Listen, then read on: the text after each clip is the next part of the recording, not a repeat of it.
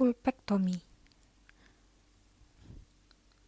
Pulpektomi adalah prosedur perawatan endodontik berupa pengambilan jaringan pulpa nekrotik dari kamar pulpa dan saluran akar gigi yang bertujuan untuk mempertahankan gigi tetap berfungsi dan asimptomatik.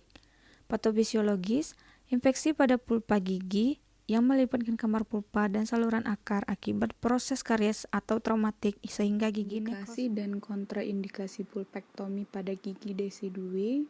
Yang pertama indikasinya yaitu gigi desidui dengan diagnosa pulpitis irreversible.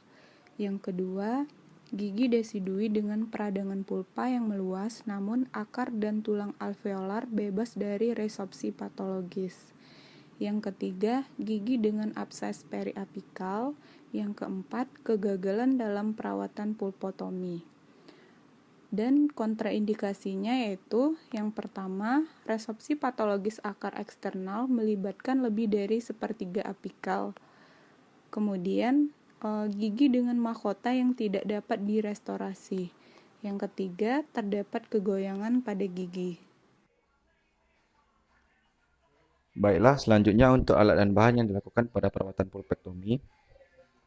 Yang pertama itu untuk alat kita harus menyediakan alat standar, air water shearing, saliva ejector, bor diamond, hack speed atau misal diganti dengan locomotor kontrainjal, key file, plugger, spreader, stopper, rimmer, lentulo, jarum ekstirpasi dan glass plate dan semen spatel.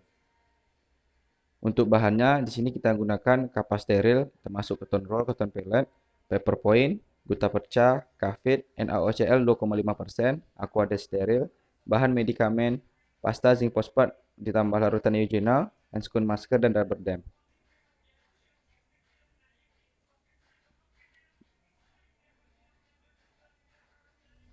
Prosedur kerja pulpektomi kunjungan 1.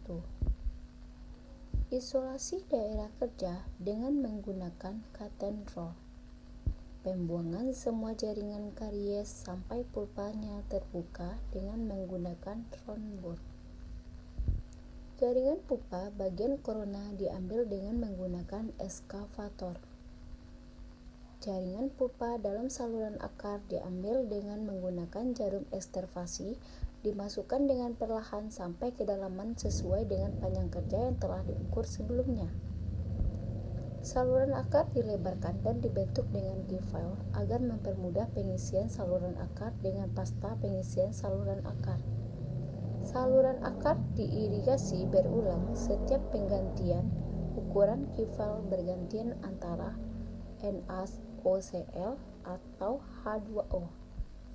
Kemudian saluran akar dikeringkan dengan menggunakan paper point. Sterilisasi saluran akar dengan CHKM minimal selama 5 hari. Lalu dilakukan ditutup dengan tumpatan semen. Kunjungan 2. 1. Isolasi kavitas. 2. Tumpatan sementara dibuka. 3. Cek paper point apakah terdapat eksudat atau tidak berwarna dan berbau, perkusinya negatif dan ruknya negatif. 4. Saluran akar diirigasi berulang setiap pergantian ukuran key file bergantian antara H2O atau NaOCl. Kemudian, saluran akar dikeringkan dengan paper point. Sterilisasikan saluran akar dengan kresopen minimal selama 5 hari. Lalu ditutup dengan tumpatan sementara. Kunjungan 3. Bila tidak ada keluhan selama sterilisasi, lakukan kontrol. Subjektif tidak ada keluhan, objektif perkusi negatif dan ruk negatif, jaringan sekitar normal, tumpatan sementara baik. Yang kedua, tumpatan sementara dibuka. 3. Cek paper point apakah terdapat eksudat atau tidak berwarna dan tidak berbau.